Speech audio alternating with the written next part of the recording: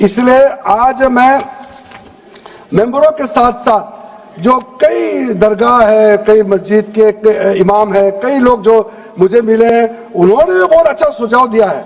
उसको डिटेल में मैं यहाँ कहना नहीं चाहता हूँ, लेकिन हम रिकॉर्ड में रखा है। कई अच्छे अच्छे सुझाव हमारे पास आए हैं, वो भी हमने नोट करके रखा है। एक इंपॉर्टेंट पॉइंट को मैं अब आपके सामने भी रखना चाहता हूं। ये जो हमने एक डेफिनेशन में जो बदलाव लाया है, इस डेफिनेशन में बदलाव का सबसे बड़ा मतलब यह है कि मुसलमानों में भी जो वक्फ के अंदर में अपना प्रॉपर्टी, वक्फ प्रॉपर्टी इस वक्फ बोर्ड के प्रावधान से गवर्न करना चाहते हैं, मोस्ट वेलकम है। अगर वो ट्रस्ट के माध्यम से अपना प्रॉपर्टी का अलग तरीके से वक्फ करना, वो चलाना चाहता है, मैनेज करना चाहता है, उसके लिए भी छूट दिया गया है।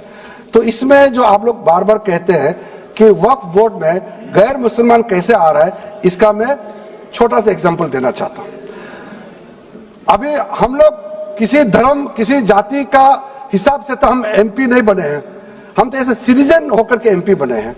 तो अगर मेरा कॉन्स्टिट्यूंसी वाला हमको कहेंगे कि किरण रिजिजू मेरा यहां नहीं आ सकता है, हमारा धर्म और तुम्हारा धर्म अलग है, तो कैसे होगा? मैं तो एज ए एमपी, मेरे पास अथॉरिटी है, मैं जा सकता हूं। उसी प्रकार से आपका ट्रस्ट है, ट्रस्ट को चलाता है चैरिटी कमिश्नर।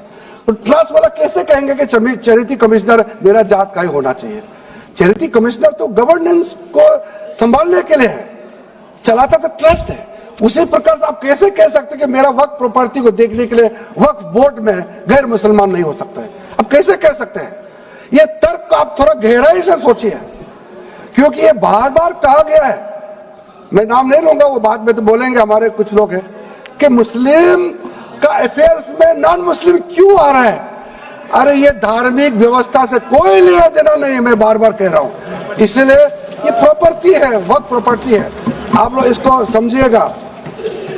उसके बाद सर, ये जो हमने जो 2013 के बाद कुछ बदलाव जो किए हैं, वक्फ बाय यूजर में कुछ लोग ने शंकाएं व्यक्त किया है, कह रहा कि वक्फ बाय यूजर हटाने के बाद अब सरकार जो है मस्जिदें छीन लेंगे, दरगाह छीन लेंगे, मुसलमानों का प्रॉपर्टी छीन लेंगे, ऐसे बोलते हुए मैंने सुना है। इस तरह का कई जगह में बोला है। मैं इसमें साफ साफ कहना चाहता हूं, हम लोग सब हर किसी ना किसी राज्य से आते हैं।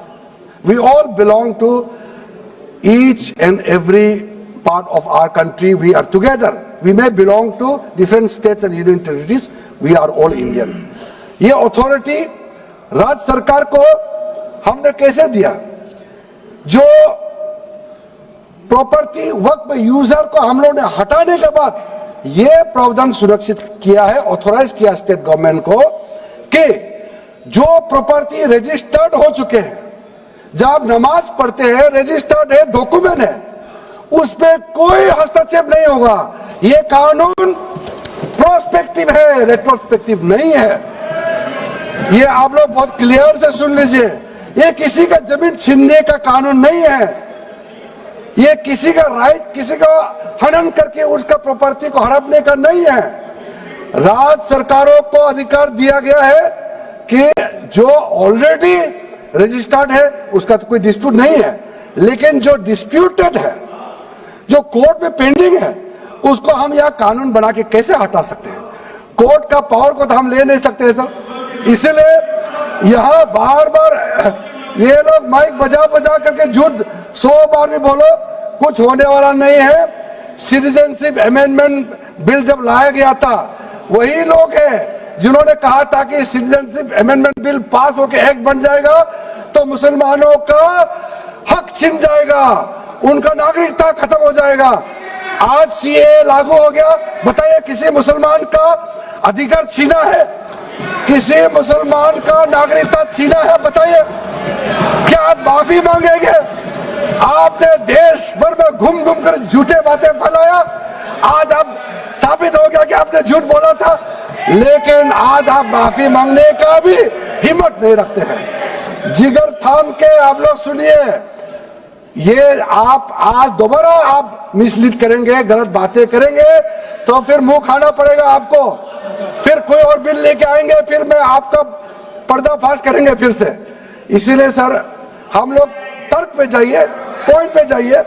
इसलिए दूसरा, महिलाओं के लिए अध्यक्ष महोदय जी, क्योंकि फैमिली में पुरुष महिला सब होते हैं, तो इसमें हमने एक सिंपल प्रावधान रखा है कि एक कोई भी मुसलमान जब वक्त क्रिएट करता है, सबसे पहले उस परिवार में जो महिला का अधिकार है उसको सुनिश्चित करके ही आप वक्त क्रिएट कर सकते हैं।